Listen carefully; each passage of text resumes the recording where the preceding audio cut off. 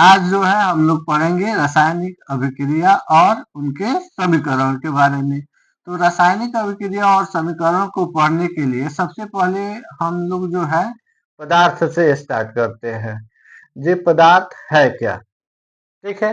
तो जब शुरू से स्टार्ट करेंगे तो ज्यादा समझ में आएगा, इसीलिए जो है हम कमजोर छात्रों के लिए थोड़ा सा इसके पहले जाकर और कुछ प्रकाश डाल देते हैं, उसके बाद ये जो है टॉपिक स्टार्ट करेंगे। तो सबसे पहला बात है कि पदार्थ मैटर्स, जो पदार्थ है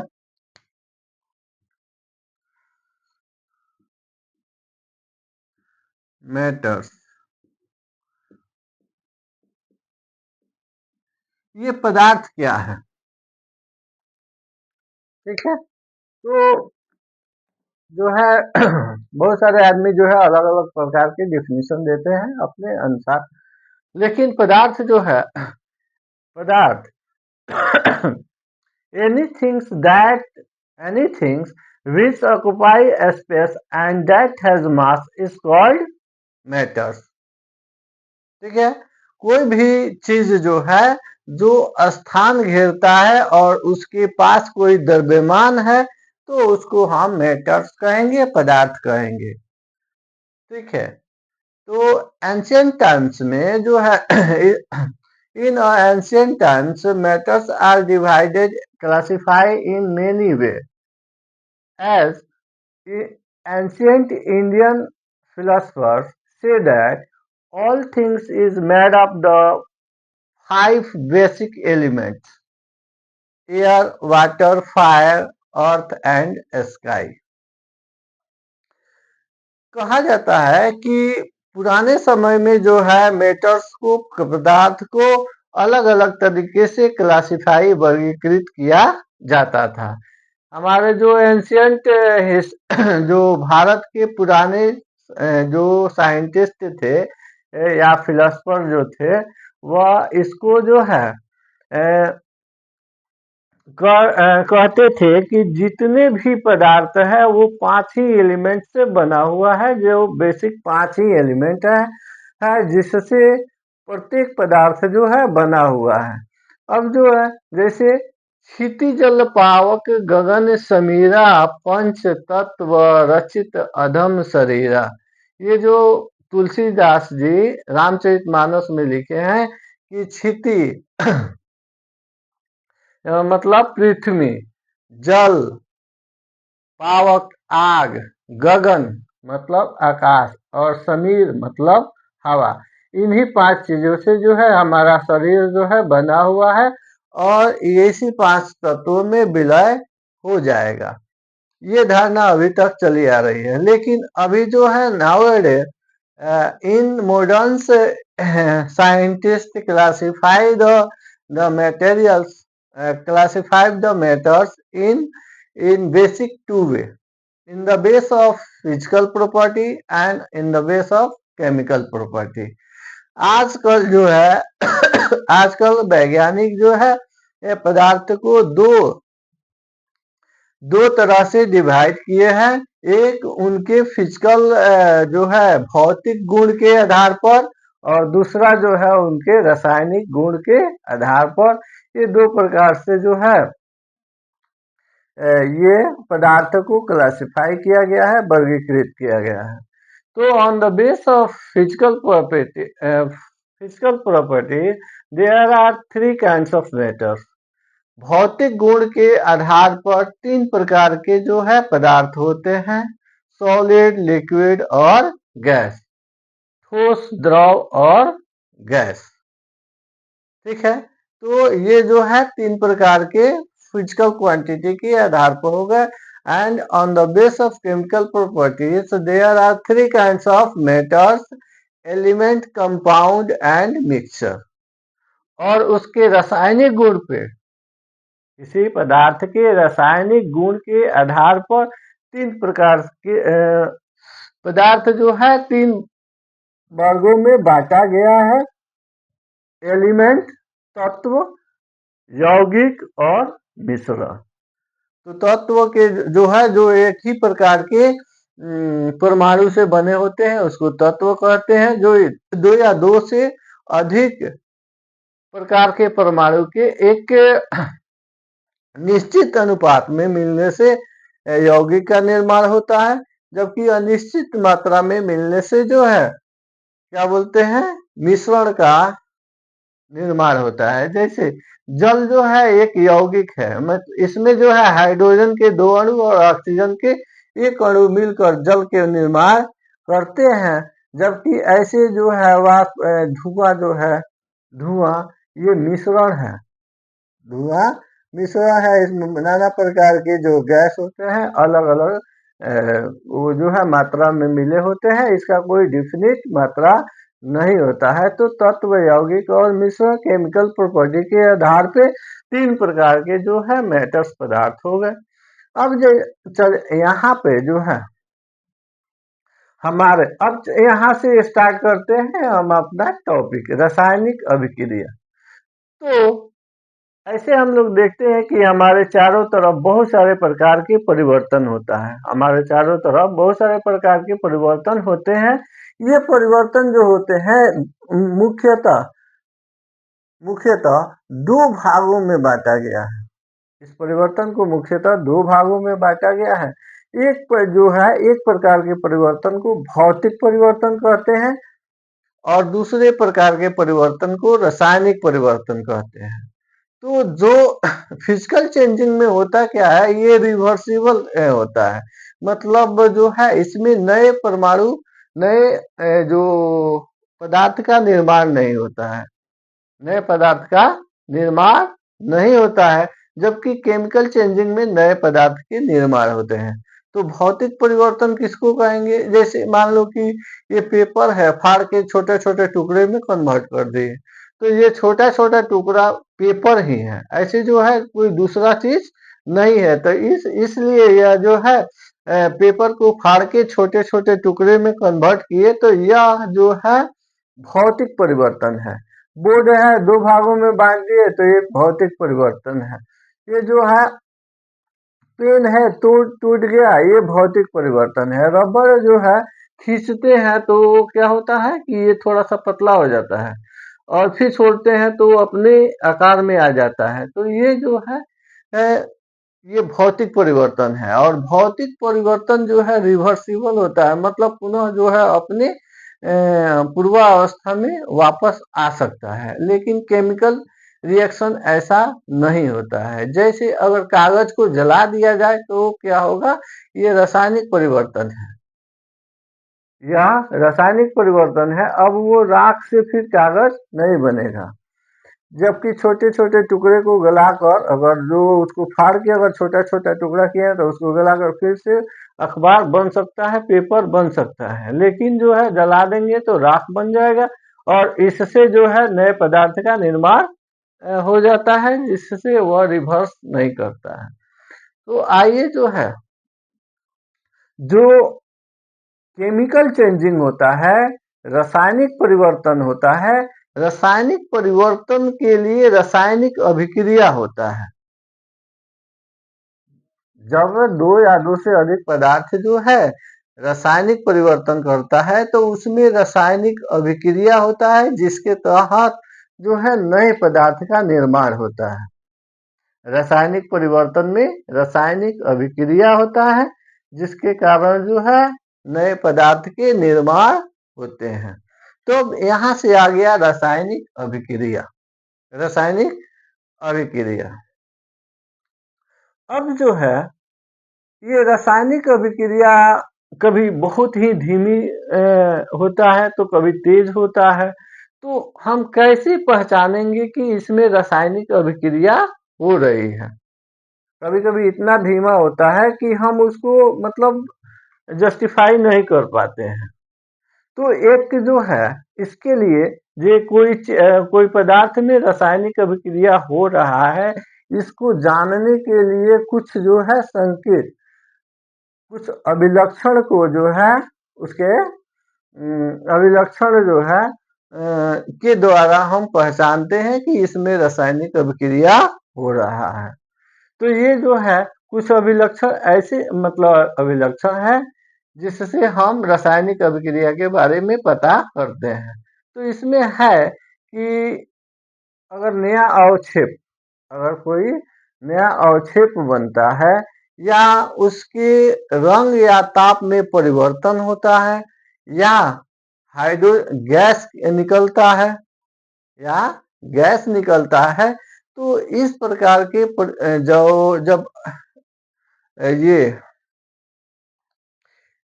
संकेत देता है, इस प्रकार जो है हम लोग देखते हैं कि या तो नया अवक्षेप दे दिया या उसकी अवस्था में परिवर्तन हो गया या उसका कलर चेंज हो रहा है या उसके ताप में जो है उष्मा उष्मा दे रहा, मतलब उसके ताप में परिवर्तन हो रहा है।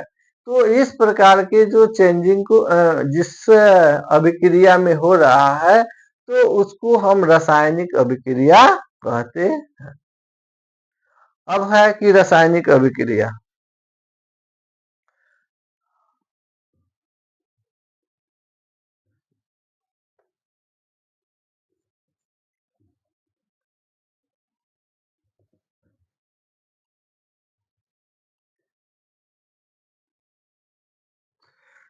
रासायनिक अभिक्रिया अब जो है कि जैसे मान लिया जाए कि ये मैग्नीशियम जी मैग्नीशियम को ऑक्सीजन के उपस्थिति में जलाते हैं तो मैग्नीशियम ऑक्साइड बनता है, मैग्नीशियम ऑक्साइड बनता है। यह मैग्नीशियम ऑक्साइड जो है एक सफेद कलर का चूर्ण मतलब रवा बन तैयार हो जाता है। तो यह जो है सॉलिड है, लेकिन यह एक राख के सफेद राख के रूप में कन्वर्ट हो जाता है, तो जिसको मैग्नीशियम ऑक्साइड कहते हैं। तो इसके अवस्था में चेंजिंग हो गया, यानी एक नया पदार्थ बन गया। तो यह रासायनिक अभिक्रिया है। जब जब ये सिल्वर ये जो है लेड नाइट्रेट को पोटेशियम आयोडाइड के साथ रिएक्शन होता है, तो ये लेड नाइट्रेट और पोटेशियम आयोडाइड ये दोनों जो है lead nitrate PB PB NO3 lead nitrate को पोटेशियम आयोडाइड के साथ अभिक्रिया करते हैं, तो ये बनाता है lead iodide, lead iodide PbI। ये PbI जो है एक पीला कलर का अवक्षेप है, पीला रंग का अवक्षेप। ये पीला रंग का अवक्षेप है, तो यानी इसके जो है कलर चेंज हो गया, इसका कलर चेंज हो रहा है, इसमें जो है उसकी अवस्था परिवर्तन हो रहा है। अगर कैल्शियम ऑक्साइड बिना बुझा हुआ चूना, इसको हाइड्रोजन जल के साथ अभिक्रिया कराते हैं, यानी चूना पत्थर पर जब पानी मतलब पानी में जब चूना पत्थर को डालते हैं, तो आप देखते हैं कि वो जो है उसमें से वो मतलब जो है भोजपुरी में जो भात की तरह डबकने लगता है, मतलब जो है उसमें से उष्मा निकलता है, उसमें से उष्मा निकलता है। तो यह जो है कैल्शियम हाइड्रोक्साइड बनाता है और उष्मा उष्मा जो है उष्मा उत्पन्न करता है। तो इसमें जो है उष्मा उष्मा उत्पन्न कर रहा है, मतलब इसके ताप में परिवर्तन हो रहा है। अब जो है मान लिया जाए कि ये Zn जिंक जो है H2SO4 सल्फ्यूरिक अम्ल के साथ अभिक्रिया कराता है, तो ZnSO4 मतलब zinc sulphide plus hydrogen gas मुक्त होता है, इसमें से जो है हाइड्रोजन गैस निकलता है। तो अब यही जो है ये सभी जो प्रक्रिया है यह रासायनिक प्रक्रिया है, ये सभी जो है रासायनिक अभिक्रिया है, क्योंकि इसमें जो है नया अवक्षेप बन गया, इसमें कलर चेंज हो गया, इसमें से ऊष्मा निकल रही है और इसमें इसमें से जो है गैस निकल रहा है, हाइड्रोजन गैस निकल रहा है। तो ये सभी प्रकार के जो अभिक्रिया है इसको रासायनिक अभिक्रिया कहते हैं। अब बात आती है कि रासायनिक अभिक्रिया को हर जगह पे हमेशा रासायनिक, जैसे मैग्नीशियम को वायु के उपस्थिति में जलाते हैं तो वह जो है एक सफेद कलर का चूर्ण उत्पन्न होता है। ये बातें जो है जिसको मैग्नीशियम ऑक्साइड कहते हैं, ये बातें जो है हर जगह पे लिखना मतलब ज्यादा लेंदी प्रोसेस हो जाता है, लंबा प्रोसेस हो जाता है। तो ये इसको जो है शॉर्ट में जब संक्षिप्त में लिखा जाता है तो उसको शब्द समीकरण कहते हैं। उसको क्या कहते हैं? शब्द समीकरण। उसको शब्द समीकरण, जैसे magnesium, magnesium magnesium plus oxygen equal to magnesium oxide. Magnesium oxide. अब देखिए इसको शॉर्ट में लिखे तो इतना बड़ा हो गया, जबकि इसके पूरे जो है रिएक्शन के बारे में जो है रासायनिक अभिक्रिया के बारे में लिखेंगे तो ये काफी लंबा हो जाता है।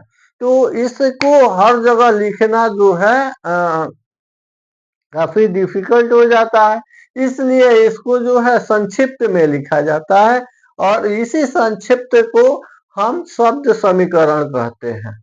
इसी संक्षेपण को हम क्या कहते हैं? शब्द समीकरण।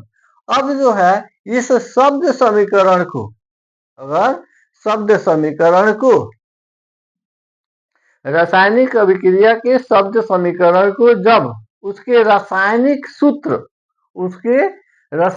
सूत्र के साथ लिखा जाता है तो उसको रासायनिक समीकरण कहते हैं। इसको क्या कहेंगे? रासायनिक समीकरण।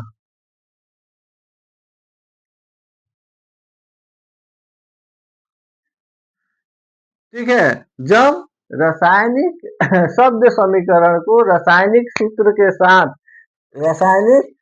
के साथ लिखते हैं तो उसको रासायनिक समीकरण कहा जाता है। इसे क्या कहा जाता है? रासायनिक समीकरण।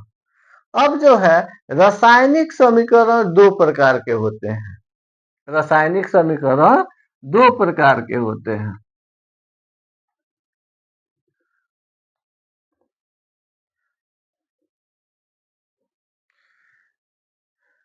एक को कहते हैं संतुलित समीकरण और असंतुलित समीकरण।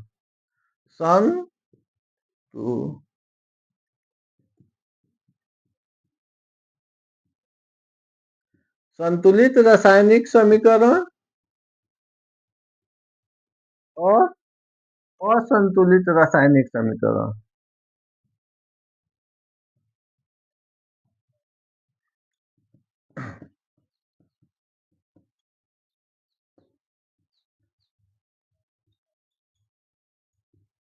ये दो प्रकार के रासायनिक समीकरण होते हैं। पहला जो है संतुलित रासायनिक अभिकरण। तो रासायनिक अभिक्रिया में जो एलिमेंट जो पदार्थ या जो तत्व भाग लेते हैं उसको अभिकारक कहा जाता है। क्या कहा जाता है? अभिकारक। ठीक है, और जो पदार्थ का निर्माण होता है उसको उत्पाद कहते हैं। उत्पाद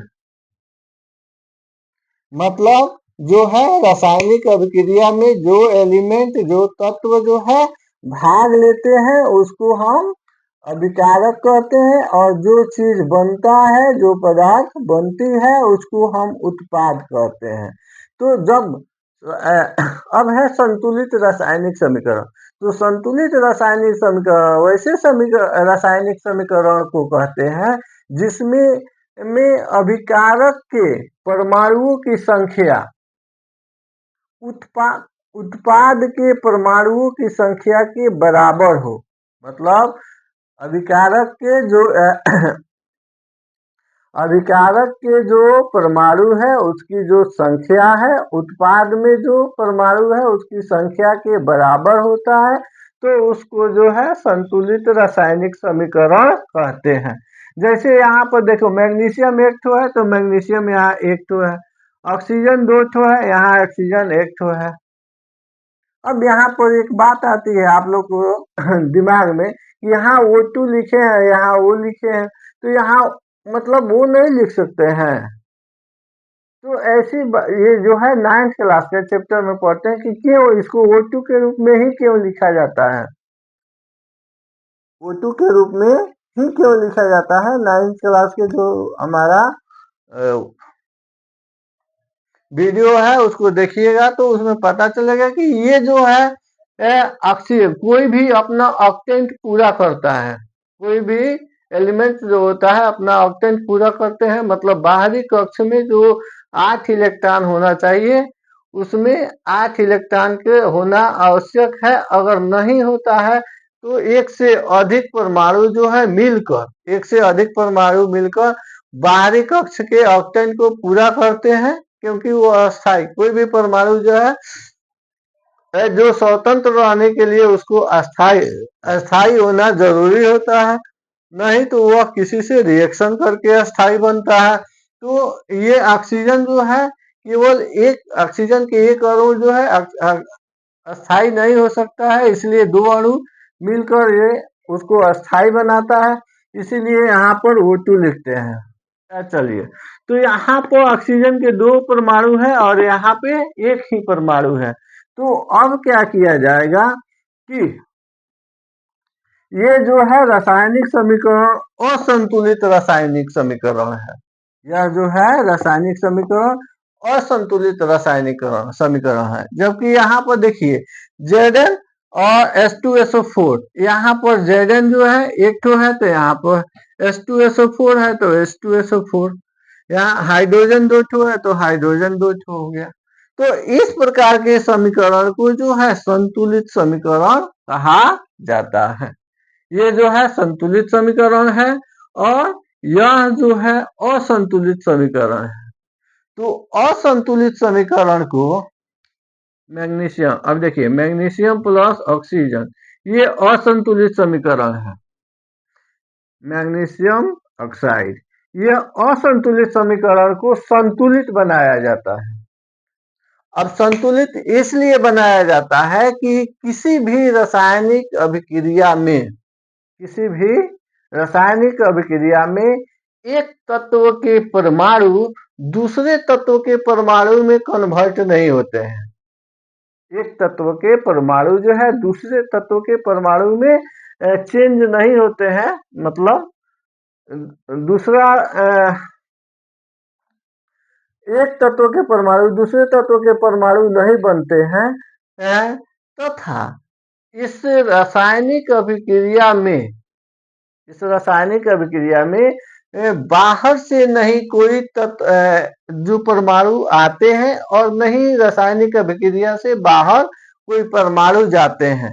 यानी अभिकारक के टोटल जो वेट होता है द्रव्यमान उत्पाद के द्रव्यमान के बराबर होता है, इसलिए जो है रासायनिक अभिक्रिया को संतुलित करना जरूरी हो जाता है। ठीक है, नहीं अगर बराबर होता कम बेस हो जाए अभिक्रिया करने के बाद वहां पर कम बेस होता तो नहीं जरूरत होता, लेकिन ये फिक्स है कि जितना जो है अभिकारक की जितना वेट होगा उतना ही उत्पाद का भी वेट होता है, तो इसलिए इसको संतुलित करते हैं।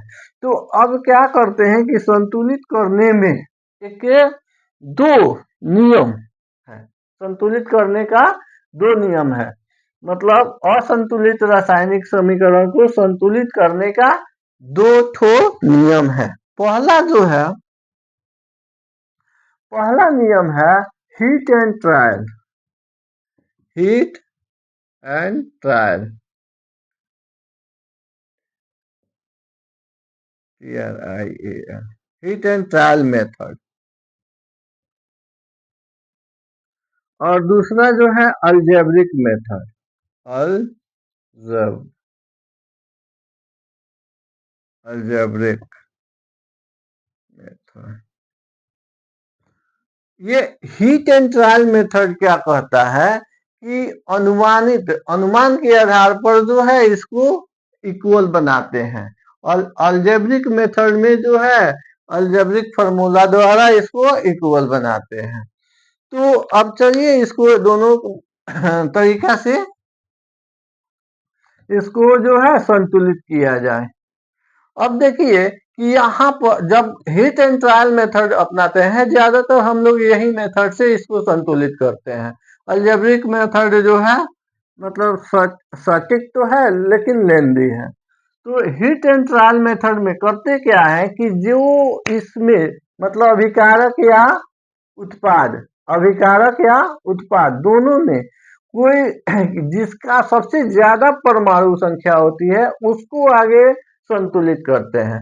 तो यहाँ पर देखिए कि यहाँ पर O2 है, 2 ठो परमाणु है ऑक्सीजन के और यहाँ पर 1 ठो है, तो यहाँ पर हम 2 नहीं लिख सकते हैं। ठीक है, आगे जो है इसको बताएंगे कि यहाँ पर क्यों नहीं लिख सकते हैं। अब आइए कि यहाँ पर अब इसके 2 एटम यहाँ पर 2 लिख दिए, मतलब जो है कहा जाता है कि इसमें कोई चेंजिंग नहीं होगा। इसको बॉक्स बना लेते हैं, इसमें कोई चेंजिंग नहीं होता है। तो अगर इसके आगे 2 लिखते हैं तो यहाँ पर 2 परमाणु हो गया, तो यहाँ तो ठीक है, लेकिन मैग्नीशियम भी 2 ठो हो गया, तो इसके आगे अगर 2 लिख देते हैं तो ये मैग्नीशियम भी 2 ठो हो गया। तो अब ये संतुलित हो गया, यहाँ मैग्नीशियम 2 ठो, ऑक्सीजन 2 ठो, यहाँ मैग्नीशियम 2 ठो, ऑक्सीजन 2 ठो। तो जितना भी अभिकारक की परमाणु संख्या है उतने जो है उत्पाद की जनसंख्या परमाणु संख्या हो हो चुकी है। तो इस प्रकार जो है ये संतुलित रासायनिक समीकरण है। अब जो है अलजेब्रिक मेथड में क्या करते हैं कि हम यहाँ पर ABC लिख देते हैं। अलजेब्रिक मेथड में A हो गया, ये B हो गया और ये C हो गया। अब यहाँ पर देखिए कि मैग्नीशियम, यहाँ पर मैग्नीशियम जो है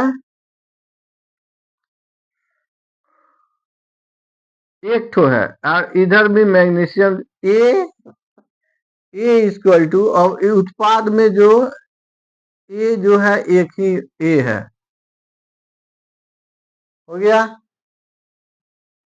ए, और ए इक्वल टू सी, मतलब ए में जितना मैग्नीशियम है सी में भी उतना मैग्नीशियम है।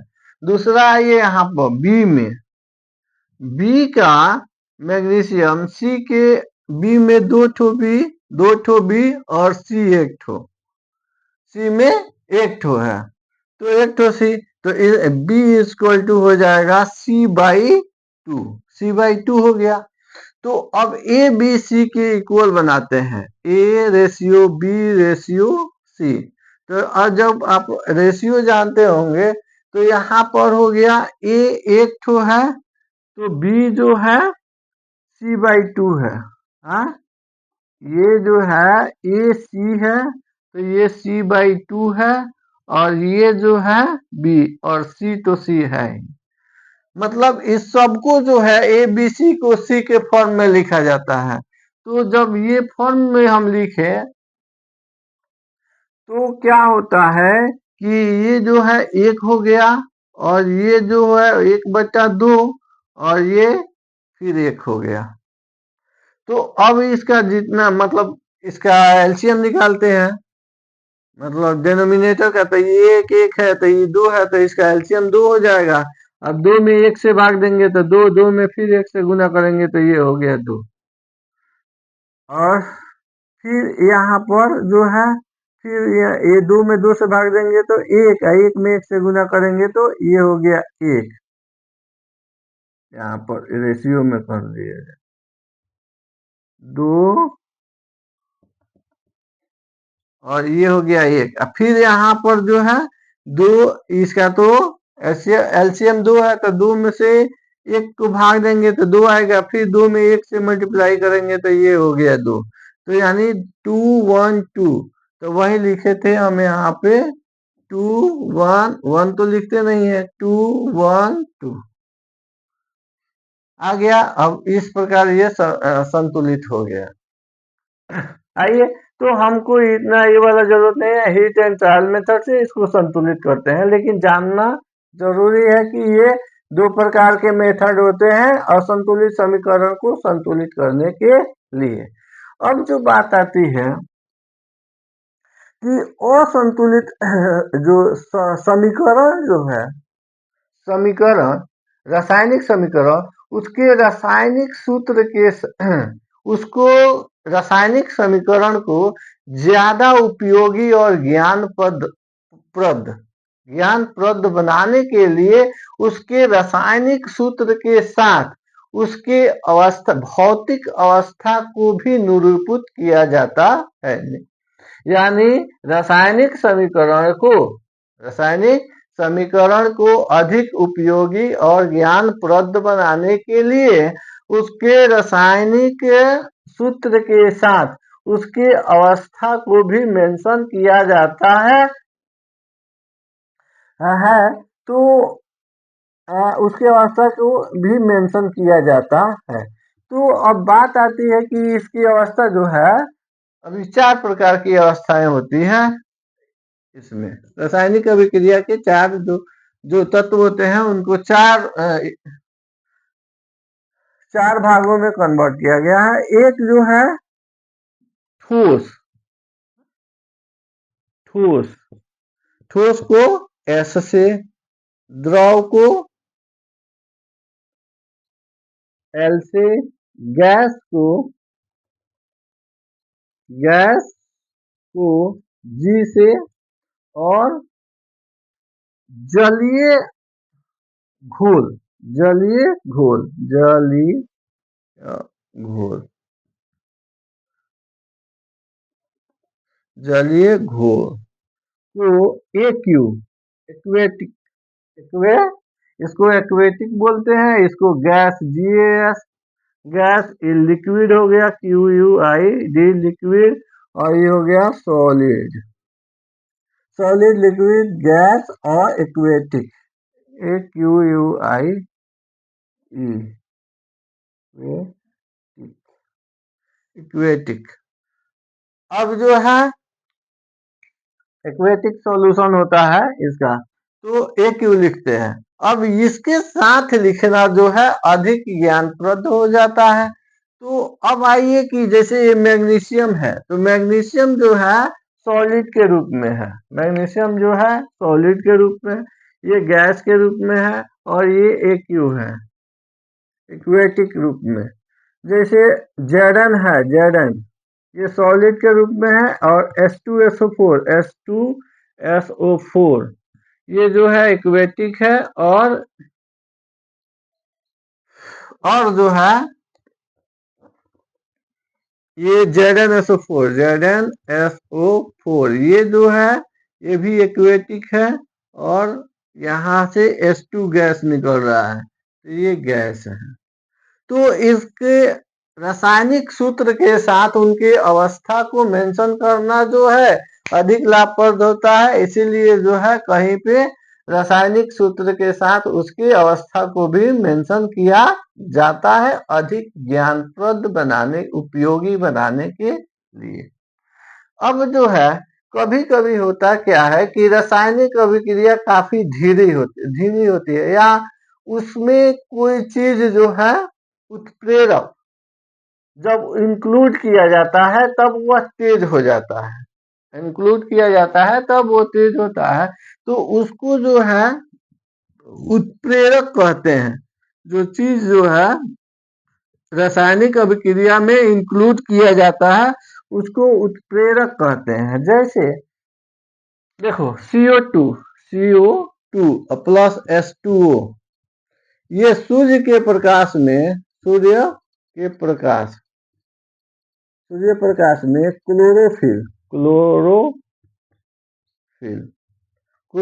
क्लोरोफिल की उपस्थिति में ये C6H12O6 ग्लूकोज बनाता है तथा ऑक्सीजन गैस मुक्त होती है। ये एक्वेटिक होता है, एक्वेटिक हो गया, ये तुम्हारा लिक्विड हो गया, और ये जो है एक्वेटिक हो गया, हो जाता है।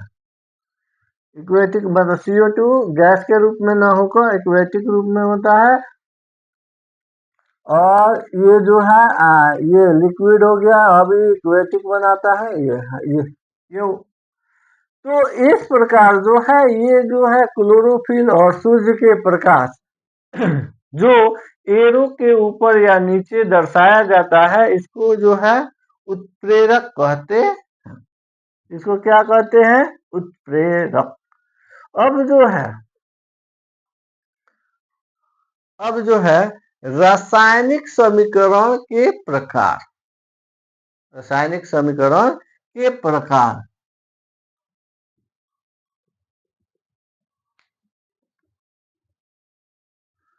रासायनिक समीकरण कितने प्रकार के होते हैं?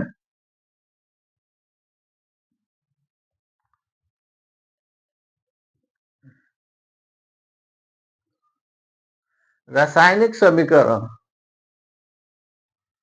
देखिए, रासायनिक समीकरण का पहला प्रकार है कॉम्बिनेशन रिएक्शन, संयोजी अभिक्रिया।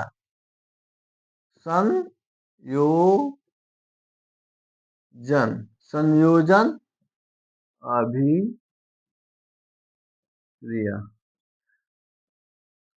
कॉम्बिनेशन रिएक्शन, कॉम्बिनेशन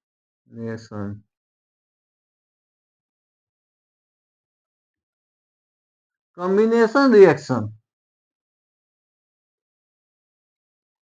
या इसमें क्या होता है, इसको अगर परिभाषा लिखना हो, तो जब दो या दो से अधिक तत्व मिलकर, ठीक है, एक नए पदार्थ के निर्माण करते हैं, तो उसको हम संयोजी अभिक्रिया कहते हैं।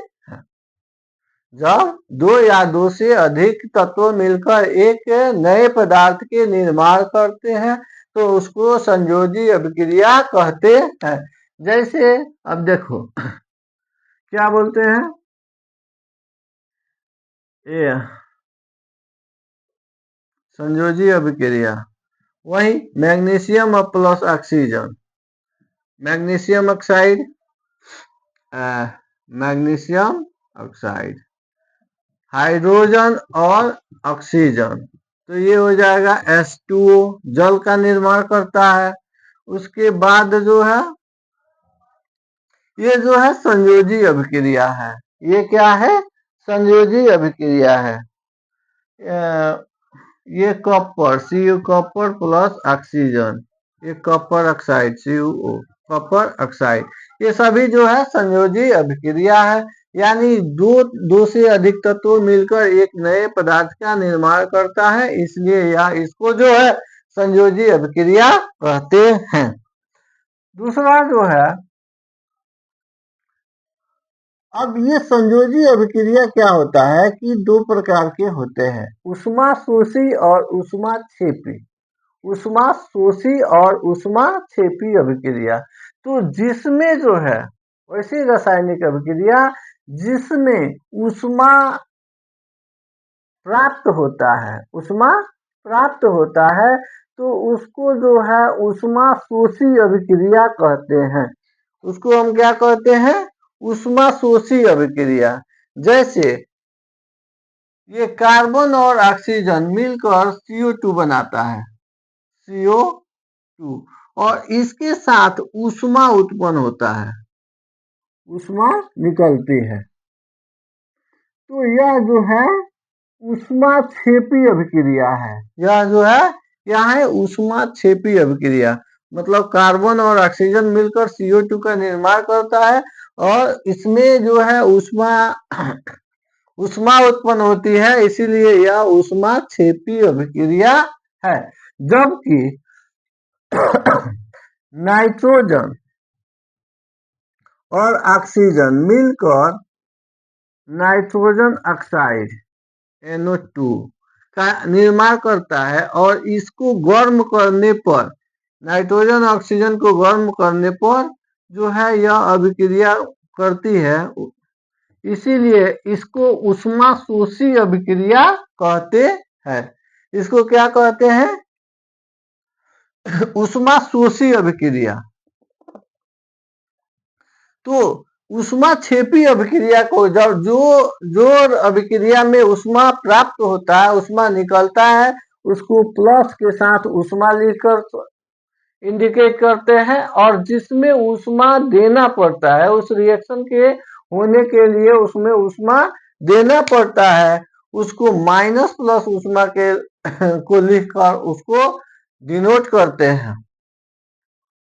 तो ये ऊष्मा क्षेपी अभिक्रिया हो गया, और ये ऊष्मा शोषी, ऊष्मा क्षेपी अभिक्रिया, और ये हो गया ऊष्मा शोषी, ऊष्मा क्षेपी और ऊष्मा शोषी अभिक्रिया। तो अब दूसरा जो है उसको वियोजन अभिक्रिया कहते हैं। कॉम्बिनेशन रिएक्शन हो गया। अब वियोजन, संयोजन के बाद वियोजन।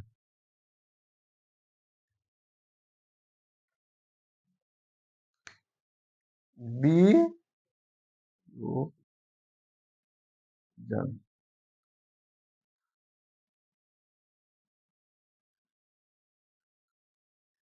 डिकम्पोजिशन,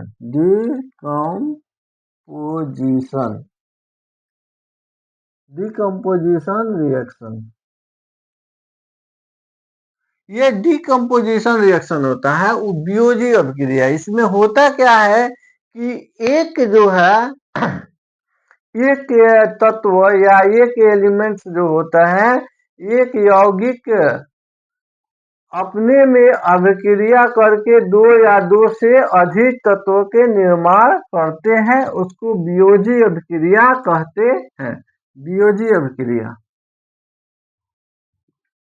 अब वियोजी अभिक्रिया में जो है क्या होता है, संयोजी में दो मिलकर एक का निर्माण करते हैं, और वियोजी में एक से दो का निर्माण होता है। जैसे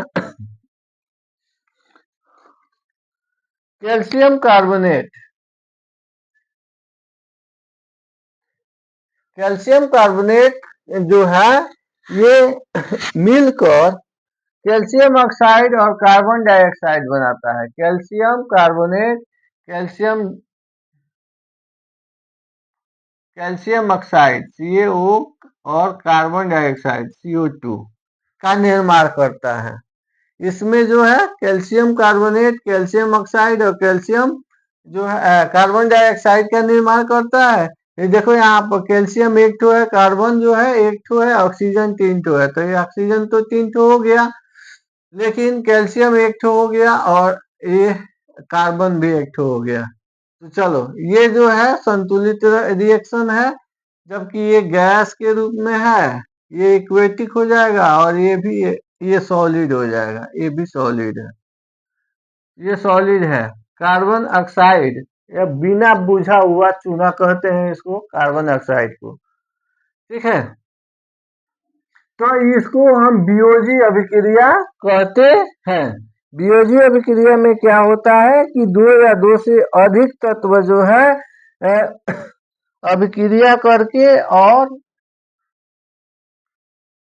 वियोजी अभिक्रिया में जो है कोई एलिमेंट जो है रिएक्शन करता है, और दो या दो से अधिक तत्वों में कन्वर्ट हो जाता है। यहाँ पर ऊष्मा जो है देना पड़ता है, ये रिएक्टेंट है ऊष्मा।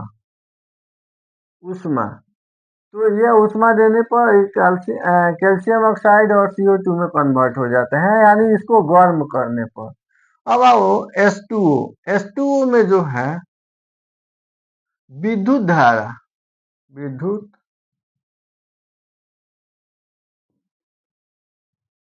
धारा, इसमें जब विद्युत धारा प्रवाहित करते हैं तो ये जो है हाइड्रोजन और ऑक्सीजन में कन्वर्ट हो जाता है।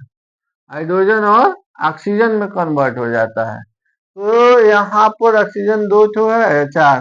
तो इसको अगर संतुलित करते हैं तो यहाँ पर जो है दो, यहाँ दो है, यहाँ एक है, इसको दो बनाएंगे, दो बनाएंगे तो ये तो दो हो गया, लेकिन ये चार ठो हो गया, तो इसको भी चार ठो बना दो। ठीक है। तो ये जो है बीओजी अभिक्रिया हो गया, ये 2 नंबर में बीओजी अभिक्रिया। 3 नंबर में आता है डिस्प्लेसमेंट रिएक्शन, विस्थापन अभिक्रिया। विस्थापन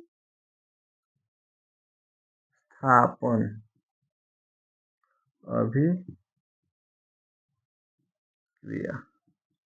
displacement displacement displacement reaction.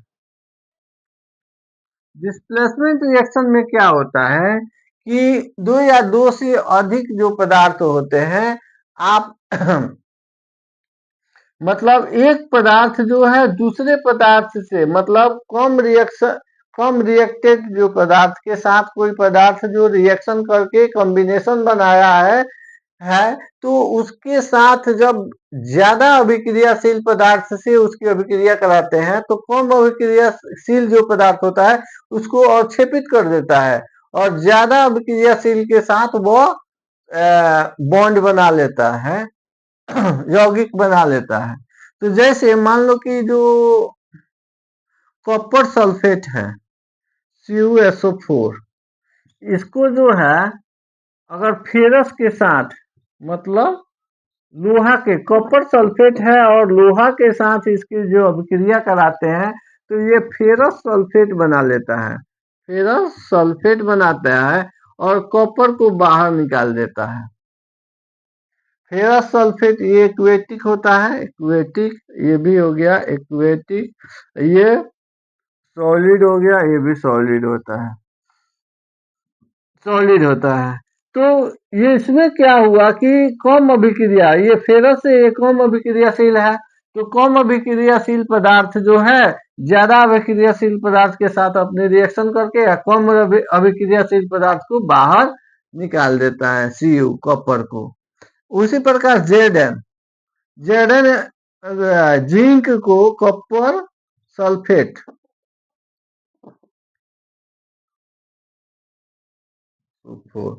Copper sulphate के साथ रिएक्शन कराते हैं तो ये जो है जिंक सल्फेट बना देता है, जिंक सल्फेट, और कॉपर को जो है बाहर निकाल देता है।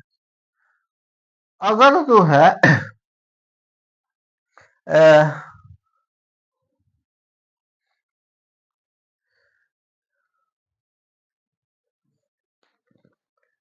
यहाँ पे silver nitrate, AgCO nitrate NO3, AgNO3 silver nitrate जो है कॉपर के साथ जब रिएक्शन करता है तो कॉपर नाइट्रेट बनाता है और सिल्वर को बाहर कर देता है। तो ये कॉपर नाइट्रेट बन गया और सिल्वर बाहर हो गया।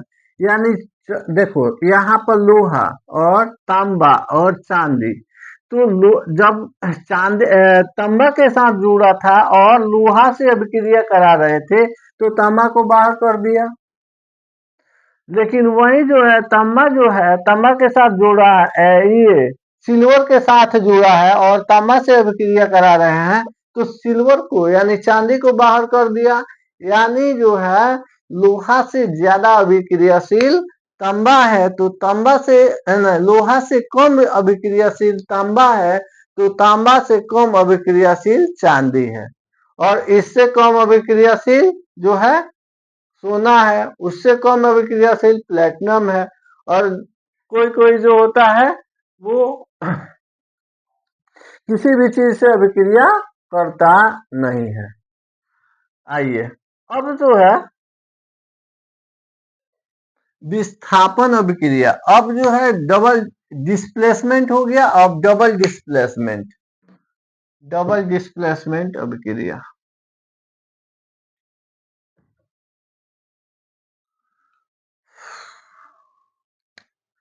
द्विविस्थापन, द्विविस्थापन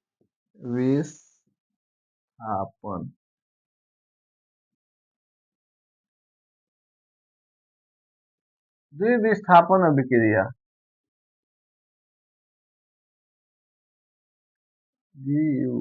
double DOU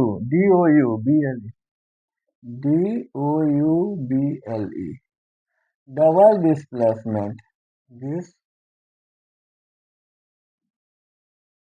double displacement reaction, द्विविस्थापन अभिक्रिया। इसमें क्या होता है कि इसमें दो दो जो है अभिक्रिया, दो तो एलिमेंट, दो यौगिक आपस में अपने परमाणुओं की संख्या की हेरा फेरी करके, दो यौगिक अपने आपस में अपने तत्वों के परमाणुओं की संख्या की हेरा फेरी करके, मतलब अदला बदली करके दो नए पदार्थ के निर्माण करते हैं। इसको जो है डबल डिस्प्लेसमेंट रिएक्शन बोला जाता है।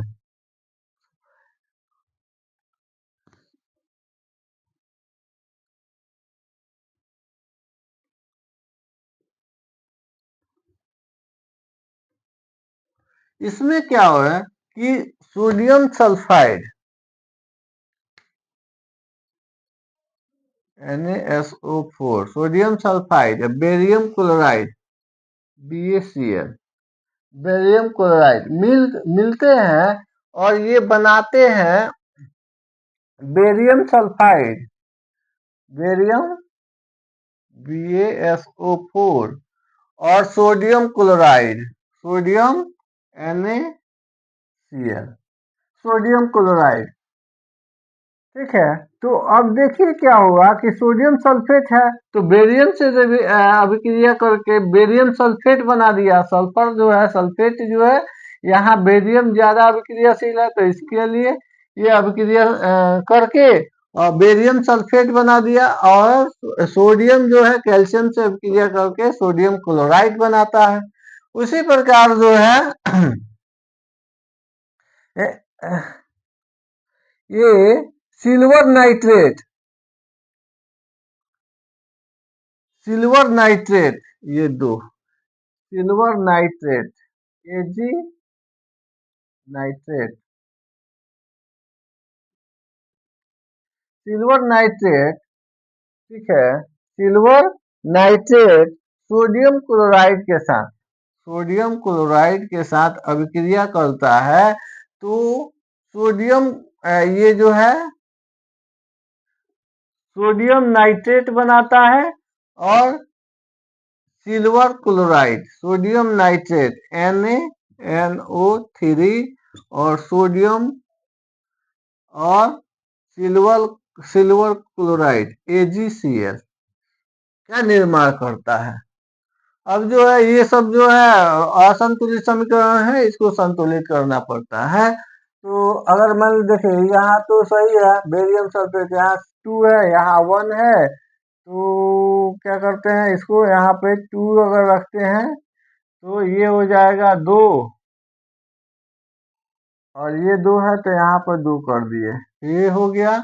लेकिन ये 8 ठो हो गया, ये 8 ठो हो गया और ये जो है 2 ठो।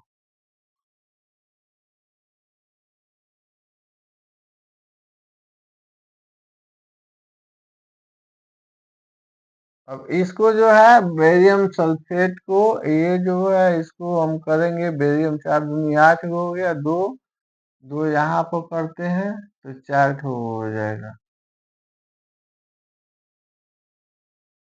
NO2CO3,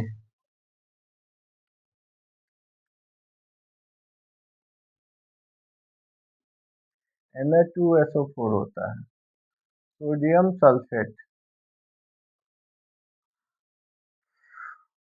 चलो, तो ये पांचवा जो है द्विविस्थापन के बाद, पांचवा जो है ये द्विविस्थापन के बाद एक अभिक्रिया होता है, ये ऑक्सीडेशन रिडक्शन, ऑक्सीडेशन, ऑक्सीडेशन, यही होगा, और एंड रिडक्शन,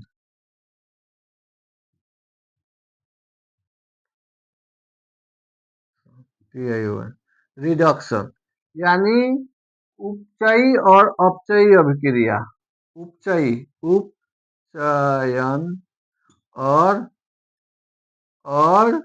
अपचयन, अपचयन, उपचयन और अपचयन अभिक्रिया। तो होता क्या है कि उपचयन अभिक्रिया जो होती है ऑक्सीडेशन, ये जब कोई अभिकारक जब कोई अभिकारक ऑक्सीजन से रिएक्शन करके ऑक्सीजन से संयोग करता है तो उसको ऑक्सीडेशन रिडक्शन कहते हैं। जैसे Mg+O2, MgO, MgO magnesium oxide बनाता है, यहाँ 2 रख देते हैं तो हो जाता है, मैग्नीशियम ऑक्साइड बनाता है।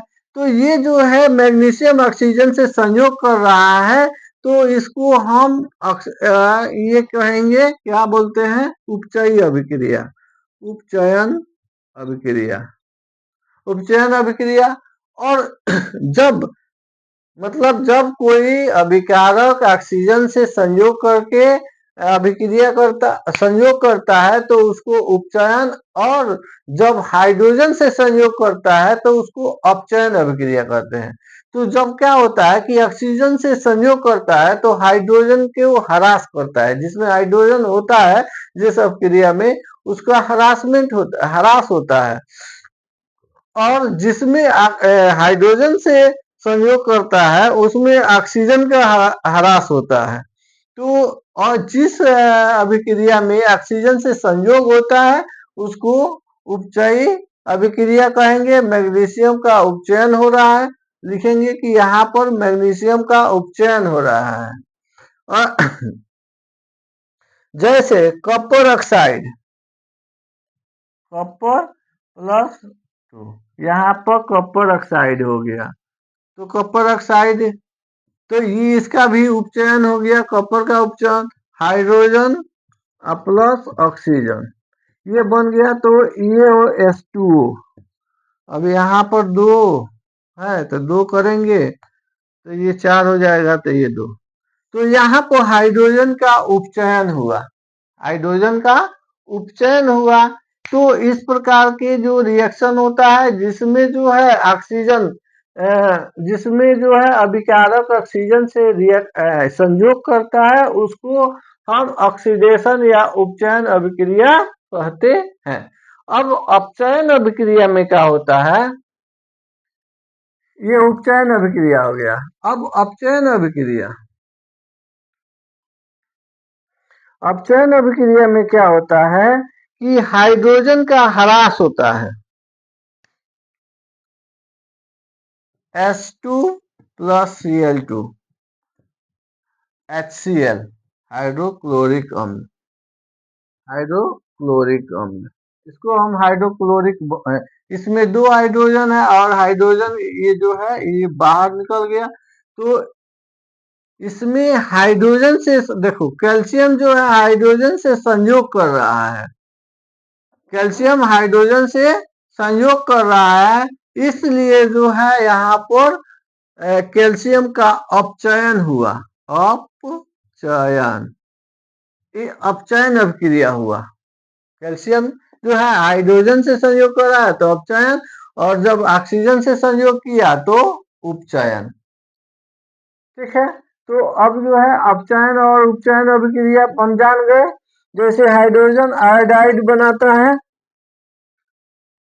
हाइड्रोजन जो है आयोडीन से अभिक्रिया करके SI हाइड्रोजन आयोडाइड बनाता है, यहाँ पर 2 रखेंगे, यहाँ पे 2 रखेंगे, हाइड्रोजन आयोडाइड, इसमें जो है आयोडीन से हाइड्रोजन का संयोग हुआ इसलिए ये अपचयन अभिक्रिया है।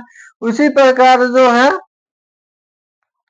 यहाँ पर देखिए H2+O2, H2+O2, H2O। अब यहाँ पर जो है हम लिखे थे उपचयन में भी लिखे थे, उपचयन में लिखे थे H2+O2, तो इसमें हाइड्रोजन का जो है उपचयन हुआ, हाइड्रोजन का उपचयन हुआ है, और इसमें जो है ऑक्सीजन का अपचयन हुआ है, ऑक्सीजन का अपचयन हुआ है कि ऑक्सीजन हाइड्रोजन से संयोग कर रहा है, तो यहाँ पर ऑक्सीजन का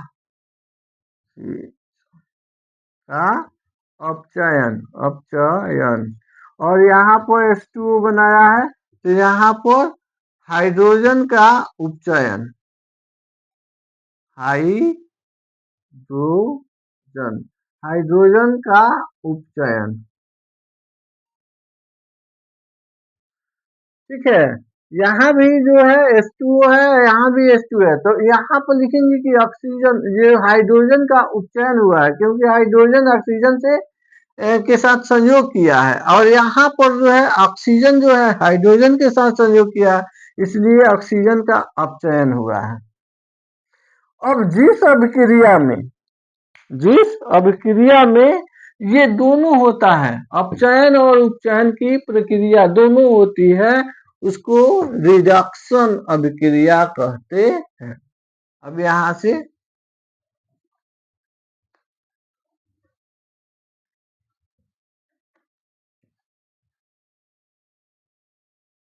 रिडक्शन अभिक्रिया, अब यहाँ पे देखिए कि कैल्शियम ऑक्साइड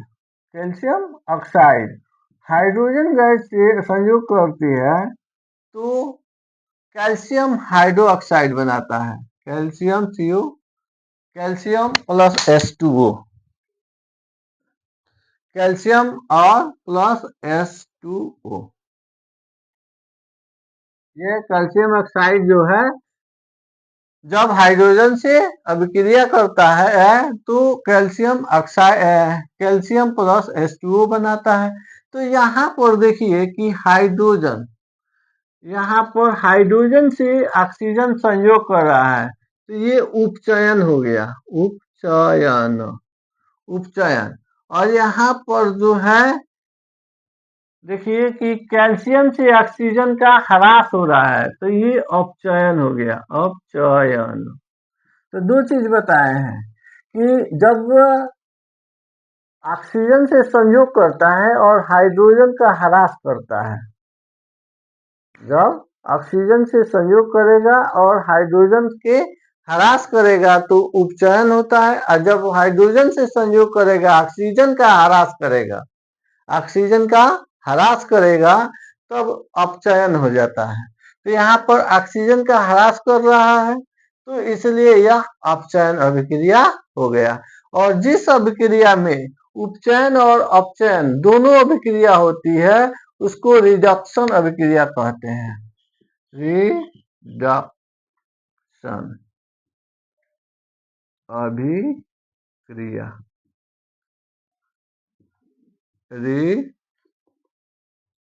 रिडक्शन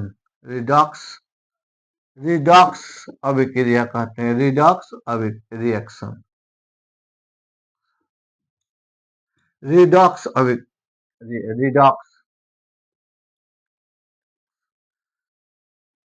अब जो है इसके साथ हम पढ़ते हैं कोरिजन, कोरिजन,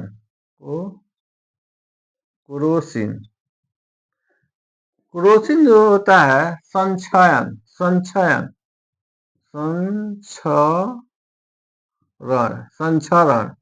इसको हम बोलते हैं संचरण। तो हम देखते हैं कि जब कॉपर हो गया या लोहा को जब वायु के उपस्थिति में छोड़ते हैं तो उस पर जो है भूरा कलर का एक आवरण तैयार हो जाता है, भूरे कलर के आवरण से वो ढक जाता है। तो वो जो भूरा कलर का आवरण जो तैयार हुआ, वो अवांछनीय पदार्थ है, वो मतलब उसकी आवश्यकता वाला पदार्थ नहीं, अवांछनीय पदार्थ है। तो जब कोई एलिमेंट, कोई तत्व, जब कोई तत्व हवा, नमी या ये क्षार, हवा, नमी या क्षार से रिएक्शन करके अवांछनीय पदार्थ देता है तो उसको हम संक्षारण कहते हैं, क्रोसिन, उसको हम संक्षारण कहते हैं। क्या कहते हैं? संक्षारण। जब कोई पदार्थ, जब कोई तत्व हवा, नमी या अम्ल, अम्ल से अभिक्रिया करके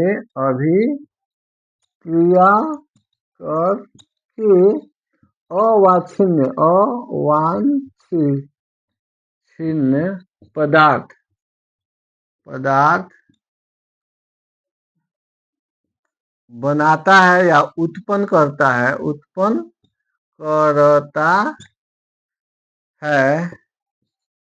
तो उसे हम क्या कहते हैं? संक्षरण संक्षरण कहते हैं।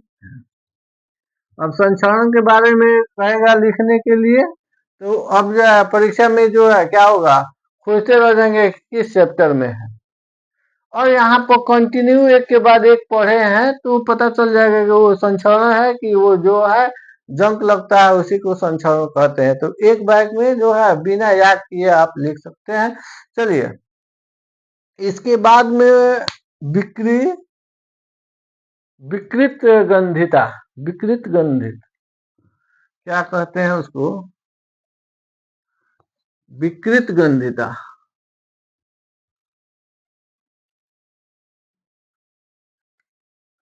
वि विक्री गंधी